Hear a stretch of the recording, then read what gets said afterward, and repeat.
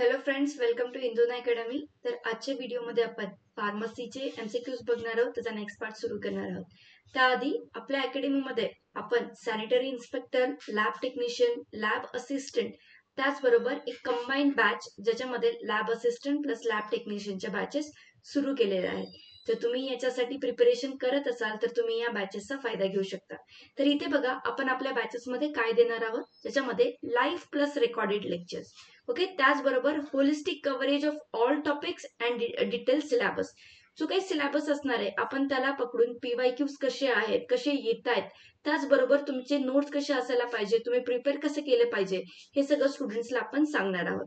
पीवायक्यूज analysis आणि त्याचं discussion, MCQ solving म्हणजे तुम्ही लॉजिकली पण ते क्वेश्चन कसे सॉल्व्ह करू शकता आणि कन्सेप्च्युअल नॉलेज बेसिसवरती ते कसे सॉल्व्ह करू शकता हे सुद्धा आपण स्टुडंट्सला सांगणार आहोत. मग त्यानंतर पर्सनल गायडन्स आणि डाऊट सॉल्व्हिंग हे स्टुडंट्सला भेटेल या बॅचेसमध्ये. नोट्स आणि ई बुक्स आपण हे स्टुडंट्सला याच्यामध्ये अवेलेबल करून देणार आहोत. इथे मी सॅनिटरी इन्स्पेक्टरचं दाखवलंय, पण त्याचबरोबर आपल्या बॅच अकॅडमीमध्ये लॅब असिस्टंट, लॅब टेक्निशियन आणि combined batch for lab assistant, lab technician सुरू झालेले आहेत. तर तुम्ही या नंबरवरती कॉन्टॅक्ट करून तुमच्या इन्फॉर्मेशन याच्यामध्ये एनरोल करू शकता. ओके, तर बघा, आपले क्वेश्चन्स आपण स्टार्ट करत आहोत. फर्स्ट क्वेश्चन असणार आहे, bioassay is use to determine. Bioassay कशासाठी यूज केला जातो? Chemical structure of drug, pharmacological activity of drug, drug colour and test, drug solubility. Okay, question number 61 read करायचं इथे सर्वांनी.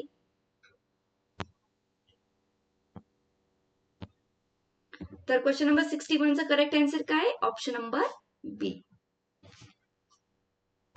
Pharmacological activity of drug. तर बघा, method to determine biological potency of pharmacological activity of drug.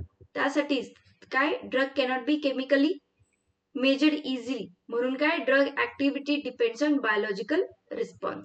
तर याचं correct answer काय असणार आहे? Option number B. Question number 62, PA2 value is use to measure. हे कशासाठी यूज केलं जातं? Drug efficacy, drug potency, antagonistic affinity आणि ड्रग टॉक्झिसिटी. करेक्ट आन्सर बघा काय असणार आहे क्वेश्चन नंबर 62 चं. काय असेल? Antagonistic affinity. Option number C is the correct answer. Question number 63, upregulation of receptors occurs due to chronic use of. म्हणजे काय, अपरेग्युलेशन म्हणजे जास्त प्रमाणामध्ये तिथे रिसेप्टर्स वाढणार आहे. इथे बघा काय होणार आहे, एगोनिस्टिक, अँटॅगोनिस्टिक, एन्झाईम इंड्युसर्स आणि एन्झाईम इनिबिटर्स. करेक्ट आन्सर काय आहे? Option number B, antagonistic. Increase in number of receptor. Upregulation म्हणजे increase in number of receptors occurs when receptors are blocked for long time, that body produces more receptors. ठीक है, so chronic अँटॅगोनिस्टिक use काय करणार आहे? Upregulation. Question number 64, renal clearance of drug equals glomerular filtration rate, GFR. This suggests what? Drug is actively secreted, drug is completely reabsorbed, drug is filtered but neither secreted nor reabsorbed. And option 4, drug is protein bound. Renal clearance of drug is equals to glomerular filtration rate. बघा, आपण concept मध्ये काय सांगितलेलं इथे आणि इथे correct answer काय असणार आहे. एक मिनिट पॉज घ्या आणि बघा इथे करेक्ट आन्सर काय. तर क्वेश्चन नंबर 64 चं करेक्ट आन्सर आहे option number C, that is drug is filtered but neither secreted nor reabsorbed. Okay, option number C is the correct answer. Question number 65, which type of tolerance develops rapidly after repeated drug administration? कोणता tolerance वाढतो ज्यावेळेस आपण repeatedly ते drug घेत असू? Chronic tolerance, cross tolerance, टॅचिफायलेक्सिस आणि metabolic tolerance. Rapidly after repeated drug administration आहे question मध्ये. तर याचं करेक्ट आन्सर आहे टॅचिफायलेक्सिस. Option number C is the correct answer. Question number 66. Which pharmacokinetic parameter is affected by plasma protein binding? जर plasma मधले protein कोणते असतात? अल्ब्युमिन. जर तिथे जास्त बाइंडिंग झालं ड्रग आणि अल्ब्युमिनचं बाइंडिंग, तर इथे कोणत्या फार्माकोकायनेटिक प्रॉपर्टी वरती इफेक्ट पडेल? Only clearance, only half life, only volume of distribution, clearance, half life and volume of distribution. Correct answer बघा इथे काय, या तिन्ही गोष्टी असतील याच्यामध्ये. That is option number D, clearance, half life आणि व्हॉल्यूम ऑफ डिस्ट्रीब्युशन. ओके, तर कसा होईल volume of distribution? Free state मध्ये कमी असेल तर टिश्यूज मध्ये काय करेल? तो कमी एंटर करेल. हाफ लाईफ कशी असणार आहे? Longer period. आणि क्लिअरन्स कसा होईल? कमी होईल. Okay. The question number 67. Drug with very high volume of distribution is most likely to be found in. कुठे फाउंड होतील ते? Plasma, extracellular fluid, intracellular tissues आणि renal tubules. High volume of distribution असेल तर ते कुठे फाउंड होतील? Question number 67 बघा, काय असेल ते कुठे प्रेझेंट असतील? जर जास्त व्हॉल्यूम मध्ये प्रेझेंट असणार आहेत किंवा व्हीडी जर जास्त असेल त्यांचा, तर आपण काय म्हणतो? ते इंट्रासेल्युलर टिश्यूज मध्ये प्रेझेंट असतील. कारण की जर ते बाउंड झाले कशाला? अल्ब्युमिनला, तर ते टिश्यूज मध्ये एंटर करू शकतात का? नाही, फक्त फ्री स्टेट मधले फार्माकोलॉजिकल ऍक्शन साठी अवेलेबल असतात. आणि जर ते जास्त प्रमाणामध्ये असतील तर त्याला म्हटलं जातं इंट्रासेल्युलर टिश्यूज मध्ये ते व्हॉल्यूम ऑफ डिस्ट्रीब्युशन जास्त आहे. Question number 68. If a drug is highly protein bound, it's glomerular filtration will be. Okay, conceptual question आहे ना. बघा इथे high protein bound, it's glomerular filtration will be increased, decreased, unchanged and zero. Question number 68 चं correct answer आहे decrease. Okay, जर ते जास्तीत जास्त प्रोटीन बाउंड राहिले तर ते फ्री स्टेट मध्ये कमी असणार, म्हणजे ग्लोमेरुलर फिल्ट्रेशन मधून ते काय कमी प्रमाणामध्ये बाहेर पडते. Question number 69. Which parameter is used to compare bioavailability of two formulations? Half-life, clearance, AUC and volume of distribution. Question number 69. The correct answer is AUC, area under curve. Okay. Question number 70. A competitive antagonist can be overcome by decreasing agonist dose, increasing agonist dose, increasing antagonistic dose, and option 4, blocking metabolism. बघा इथे question number 70. The correct answer is increasing agonist dose. Competitive antagonist कसं overcome करायचे? त्याच ठिकाणी agonist जास्त करायचे तुम्हाला, जेणेकरून त्या रिसेप्टर वरती ते बाइंड करून काय करतील? रिॲक्शन कम्प्लीट आउट करतील. Okay. competitive antagonist binds reversibly to same receptor. Reversible म्हणजे काय? परत तिथे मूव्ह करू शकतात, तिथे अगोनिस्ट बाइंड करू शकतात.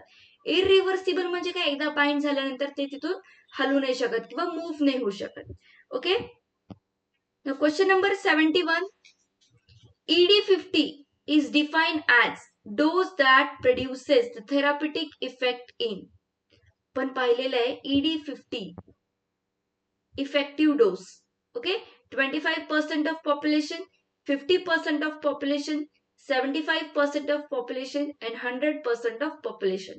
तर इथे करेक्ट आन्सर काय असणार आहे? 50% ऑफ पॉप्युलेशन. म्हणजे 50% ऑफ पॉप्युलेशन मध्ये किती इफेक्टिव्ह डोस आहे त्यालाच काय म्हटलं जातं? ED50. ओके, इथे बघू शकता तुम्ही. Question number 72. The therapeutic index is calculated using. कशासाठी? एका ड्रगच्या सेफ्टीसाठी तुम्ही थेराप्युटिक इंडेक्स बघता. ED50 upon LD50, LD50 upon ED50, TD50 upon ED50 आणि ED50 अपॉन TD50. तर इथे काय करेक्ट आन्सर आहे? Lethal dose 50 upon effective dose 50. Okay, option number B is the correct answer. ED 50 upon LD 50 upon ED 50. Okay. Question number 73. Steady state concentration is achieved when? कधी होतं steady state concentration? आपण आधीच्या lectures मध्ये पण बघितलंय. Drug absorption stops, drug metabolism stops, rate of drug administration equals rate of elimination. And option 4, plasma protein binding becomes 0. इथं बघा correct answer काय असणार आहे? Option number C, rate of drug administration is equal to rate of elimination. त्यालाच काय म्हटलं जातं? Steady state concentration. Okay, rate of drug elimination. Question number 74. Accumulation factor depends on. Accumulation म्हणजे बॉडीमध्ये किती अक्युमुलेट होत चाललंय ते ड्रग, ते कशावरती डिपेंड असतं? Dose only, dosing interval and half life, bioavailability only, volume of distribution only. तर इथे बघा क्वेश्चन नंबर 74 चं करेक्ट आन्सर असणार आहे डोसिंग इंटरवल अँड हाफ लाईफ. एखाद्या ड्रगची हाफ लाईफ जास्त असेल तर त्याचा डोसिंग इंटरवल कसा असायला पाहिजे? कमी असायला पाहिजे. तर जर तो हाफ लाईफ जास्त आहे म्हणजे तो ड्रग आपल्या बॉडीमध्ये जास्त टाइमसाठी राहणार आहे. जर तो जास्त फ्रिक्वेन्सीमध्ये तुम्ही घेतला तर कसं होणार आहे? बॉडीमध्ये तो ड्रग जास्त प्रमाणामध्ये प्रेझेंट राहील आणि टॉक्सिसिटी होईल किंवा अक्युमुलेशन त्याचं जास्त होईल. That is option number B is the correct answer. Now question number 76. If half life of drug increases, dosing interval should be. Half life of drug increases. मग आता मी मागच्या स्लाइड मध्ये सांगितलं तुम्हाला डोसिंग इंटरवल कसा केला पाहिजे. डिक्रीज, इन्क्रीज, अनचेंज आणि made 0.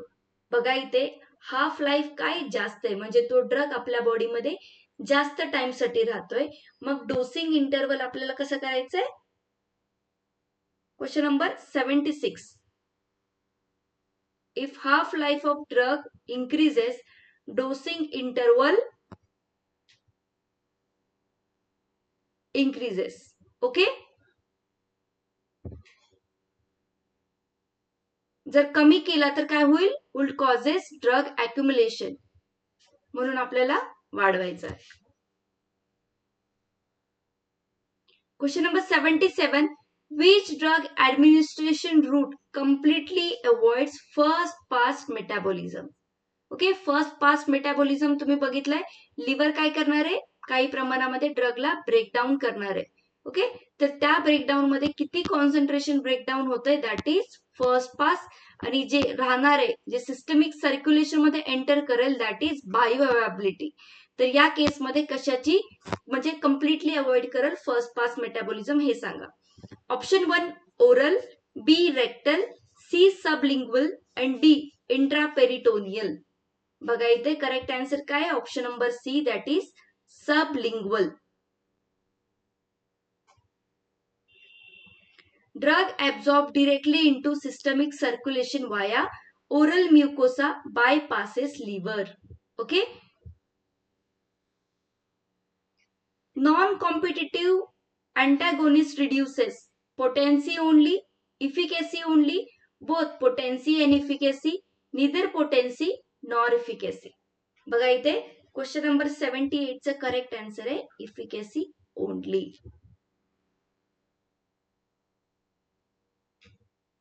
Now question number 79.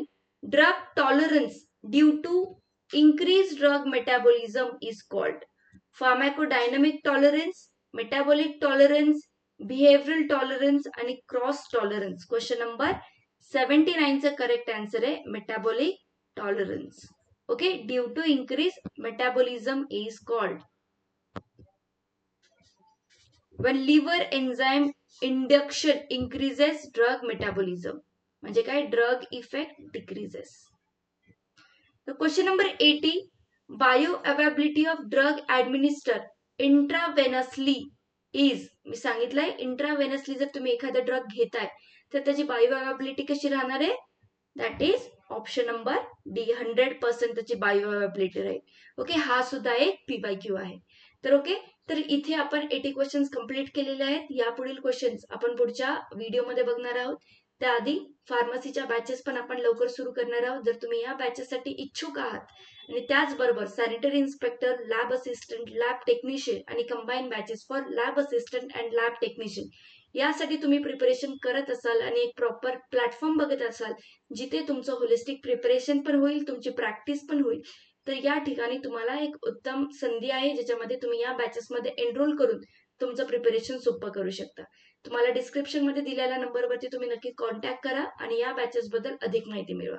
Thank you. भेटूयात आपण पुढील व्हिडिओमध्ये.